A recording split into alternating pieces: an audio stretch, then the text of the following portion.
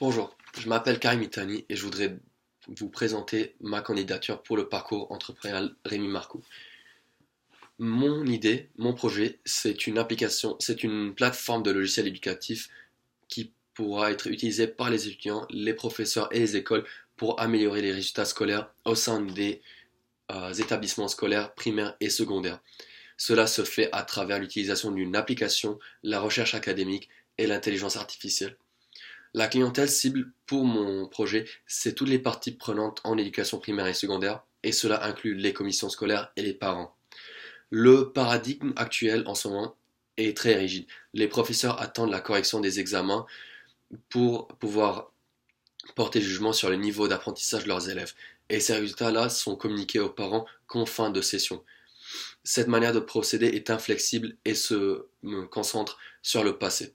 Ma solution est une plateforme IoT qui libère les professeurs des tâches mondaines de correction d'examen.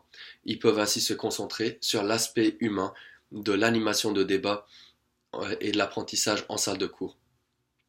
De mon avis, la meilleure démonstration, c'est un exemple. Donc, disons qu'un prof vient d'expliquer un concept à ses étudiants et voudrait savoir s'ils ont assez bien compris pour qu'ils puissent passer à la prochaine partie du cours.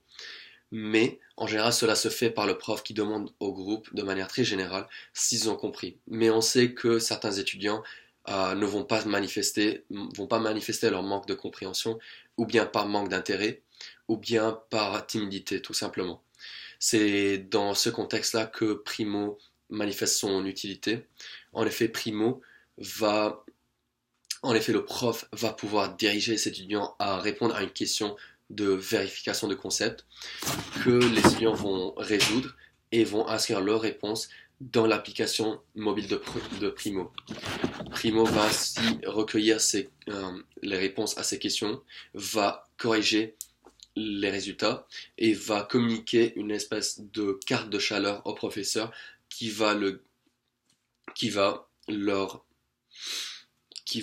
donner le niveau général d'apprentissage du groupe et va aussi identifier les élèves qui ont le plus de difficultés sur ce concept-là. Ces données-là sont ainsi agrégées et l'intelligence artificielle sera utilisée pour classer les étudiants selon des profils psychographiques et pourra ainsi prédire des résultats d'examen en avance. Les professeurs peuvent ainsi utiliser ces données-là pour agir de manière proactive et préventive et pour combler tout manque de lacune, toute lacune d'apprentissage chez leurs élèves et ainsi adresser tout problème en avance et améliorer les résultats des examens. La taille du marché en ce moment est d'à peu près 15 000 écoles au Canada et de 100 000 écoles aux États-Unis.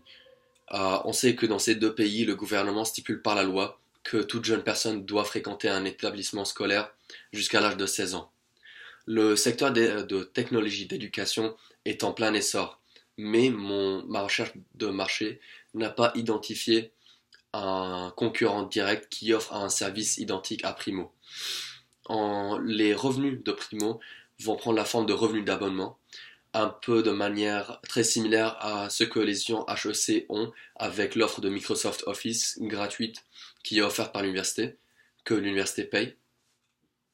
En ce moment, je suis le seul membre de l'équipe, c'est parce que l'idée est encore dans ses premières phases. J'espère avoir assez bien expliqué mon projet et je vous invite à me contacter si jamais vous désirez plus de détails et d'informations. Ça me ferait plaisir d'en discuter de mon projet avec vous. Merci beaucoup.